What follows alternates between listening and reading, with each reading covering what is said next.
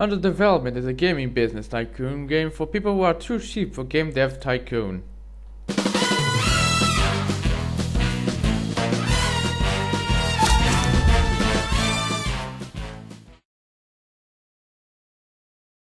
Hey, do you guys have heard of Dickie?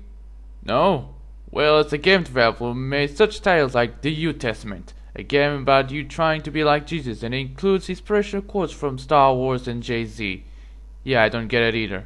I went to its website and I learned that the developer made like a dozen games, sometimes tycoon games and wrestling games, and apparently a game got recognition from PC utilities.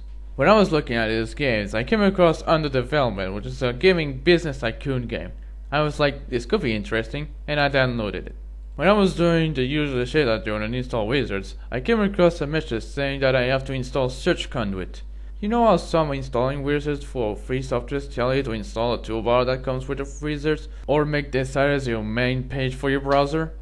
Those are annoying, but they're optional. Here on the other hand, you can't refuse this stupid Search Conduit offer, so I installed the game in that Search Conduit thing, and then I used Malwarebytes just to check if SC is safe, and yeah, it's not safe.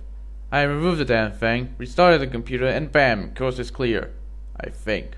Enough of malware shit, let's talk about the game. When you start off the game, you get to see some guy, presumably Dickie, doing something on his laptop, and then he turns his laptop to see the name of the game while the cult of personality by Living Color is playing.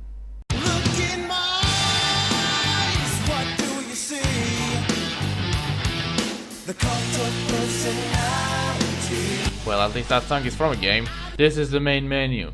This is the options you can select. Include the options. Let's see the options. Oh no, no window mode. Well, what's the problem with that, you may ask? Well, I like playing games on window mode just so I can do other shit more quickly. But the fact that this game has no window mode really makes me disappointed. Let's start career. Before you begin a new career, you can change the starting date, whether you want the time frame to be in weeks or months, whether you want the default draft or a random one, how many background characters you want, and whether you want to have the cutscenes to be like. Which you can do that on the options menu. Actually, this is the options menu! Yeah, before making a new career, the options menu show up.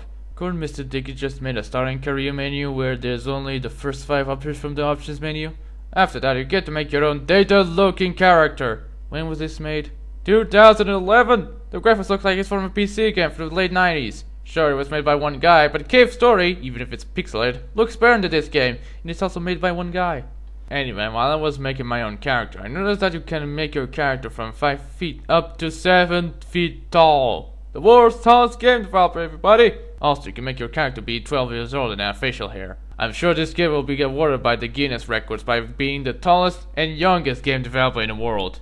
But let's get realistic here. I tried my best to make my character look like Male 09, and this is my result. Well, I tried. I made my character good at sound making, average at 2D art and programming, and bad at music. Let's begin. Welcome to the games industry, Male 09. I'm sure you can't wait to get started. I'm here to help independent developers find their feet before they sign with a major company. Although we have limited distribution channels, we can at least help you release your projects. You can't skip this cutscene. In fact, you can't skip any cutscene. You have to sit through this cutscene every time you start a career. So here's the career menu. Here you can see the project you made or you're making, the hardware for your game, develop your game, hire your co-workers, identify the game, and see your character stats. Under the development section, you get to choose which part of the game you want to develop. You can choose who's gonna develop what, and then choose to either simulate the development or develop it yourself by playing a random minigame, which range from classic games like Space Invaders to not really classic games like Sure Shot. I recommend playing this just to make this tedious game a bit fun. If you win a minigame, your skills will increase. Otherwise, they will decrease. If it has enough resources, a game screenshot will show on your laptop. You can change it while developing it, but if you want to keep it, you have to identify it by picking the right game cover for the game. Yeah, instead of naming your own game, you have to answer this little quiz. It really takes away a bit of creativity. After you've done developing a part of it, you proceed to the next week or month. Occasionally you come across some video game related news on the Edge newspaper while proceeding, like an increase or decrease of a developer's reputation or skill, a drop or rise of a game format's price, an upcoming console's delay, and so on. After that you get to see the top sales of the games. Wait, what's this? Microsoft published Tekken? For the Dreamcast? Michael Jackson is a developer from Nintendo and made Knights. Capcom made Doom. Microsoft owns Grand Theft Auto. Does this game take place in an alternative dimension or what? Anyway, you can also hire a co-worker to help your game development. You can set the advance money you have to pay him to hire, the salary, and how many weeks or months does he need to stay.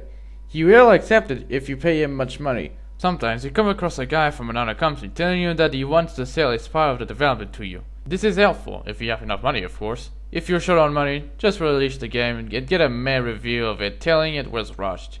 Be warned that it could damage your skills. In some cases, a CEO of another company will tell you that they want you to join the company, want one of your co-workers to join the company, or want to buy the rights of your game. You can accept a company offer since one of your objectives is to join a big gaming company. If you accept it, the CEO will tell you to follow their development policy, like only make games for the specific system. Yeah, imagine if you joined Microsoft, and they will say that their development policy is to only make games for PS3. Sometimes, if your game is released, a musician comes in to tell you that he wants to buy the rights for your game's music, even if it's crap. While the game itself is a bit interesting, like I said earlier, it's tedious. Very tedious. So tedious that there are some minigames that are actually more entertaining. That was under development. It was kinda boring, the graphics are quite crap, the gameplay is tedious, and its minigames are sadly more entertaining than the career itself. I mean, yeah, it's a tycoon game, but I like tycoon games that are fun, like Sim34. I'll give it 2 focuses out of 5. If you want a free gaming business tycoon game, go play Game Corp. It's on Newgrounds.